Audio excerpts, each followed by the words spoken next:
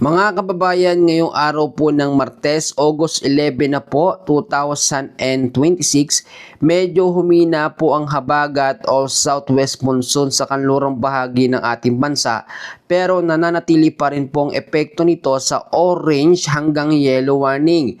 Samantalang ang bagyo naman po na nasa labas ng ating par na merong international name na Phalo ay mas bumaba pa po ang tsansa na pumasok sa ating Philippine Area of Responsibility.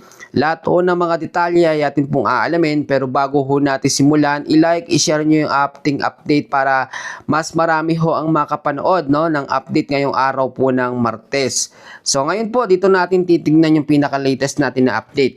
Sa panibagong update po na inilabas ho ng Pag-asa, din makikita nyo sa ating pinakamapa, ito pong Tropical Storm Phalo ay sa ngayon medyo mas lumayo pa po ang kanyang direksyon.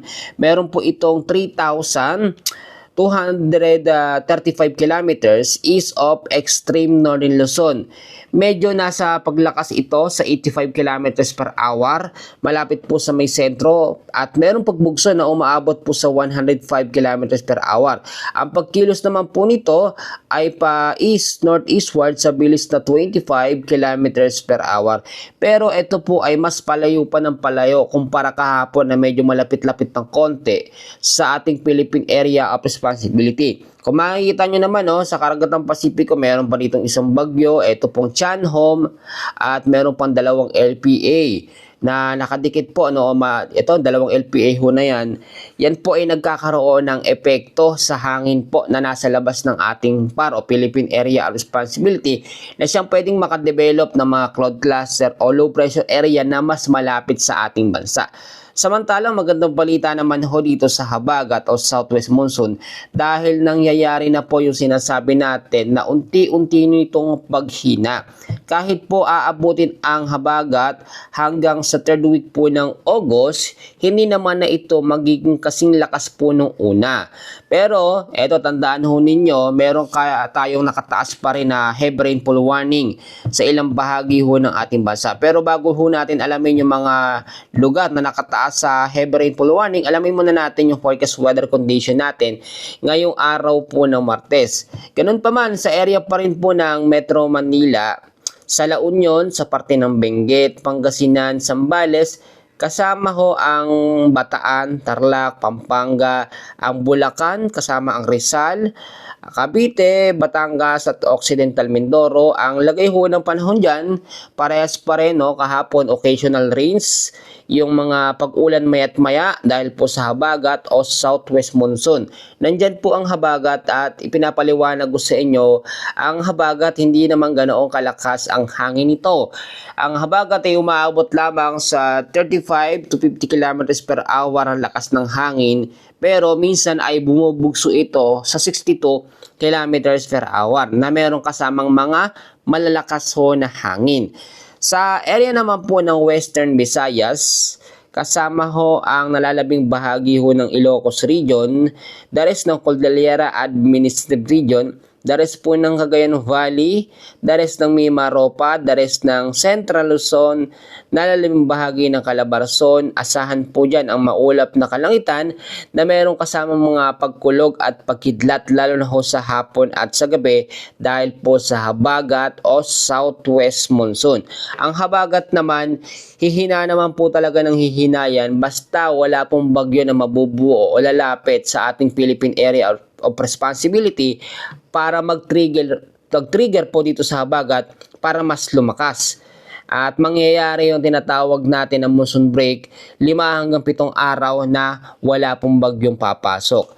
Sa nalalabing bahagi naman po ng Luzon, the rest po ng Visayas at Mindanao, meron na po tayong banta ngayon ng mga localized thunderstorms.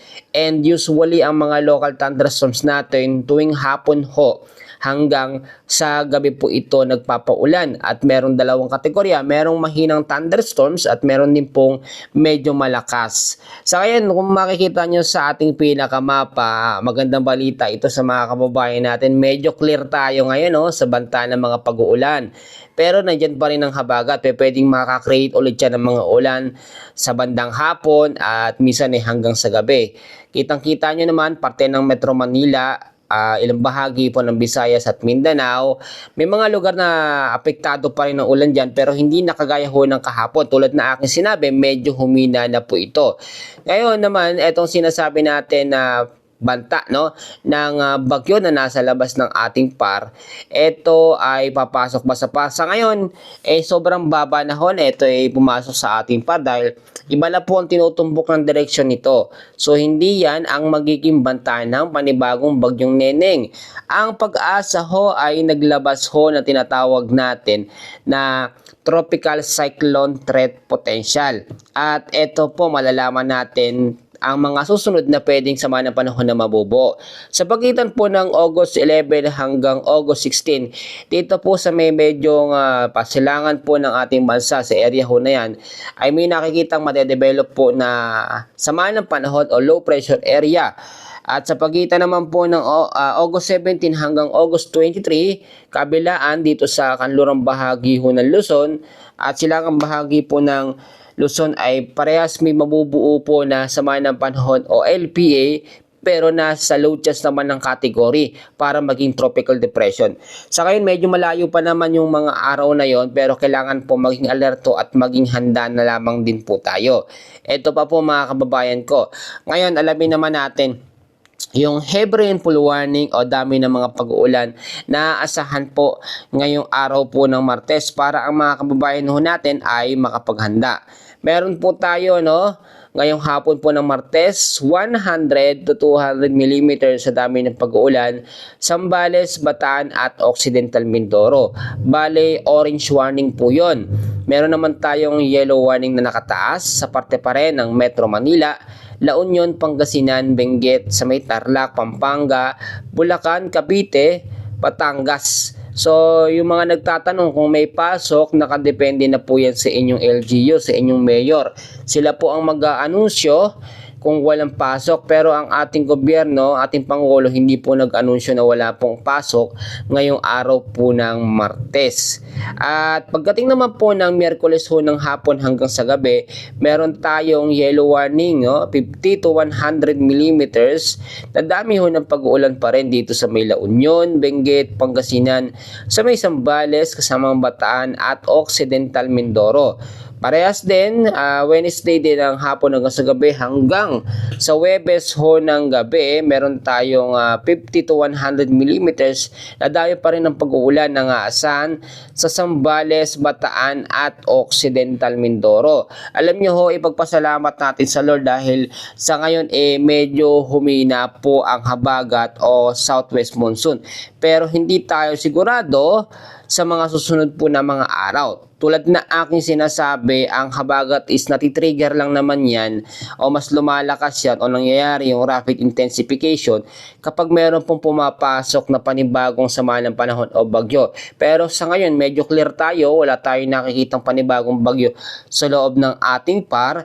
Pero lagi kong sinasabi na maging alerto at maging handa pa rin po. Bakit? Tingnan nyo mabuti dito sa ating area sa Karagatang Pasipiko, tabi-tabi ho yung sama ng panahon dyan. At pwede ho yung makadevelop ng mas malapit na sama ng panahon dito sa ating Philippine Area of Responsibility. Ang habagat po, para mas maunawaan ho ninyo, ay naka-spread out o mas nakakalat siya ngayon sa mas malaking bahagi ho ng Luzon.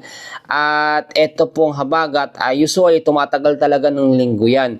Hindi ho kagaya ng mga bagyo na minsan ang mga pag-uulan nito nasa 1 hanggang sa 3 araw lamang, tapos aalis na, lalabas na ng ating PAR o Philippine Area of Responsibility.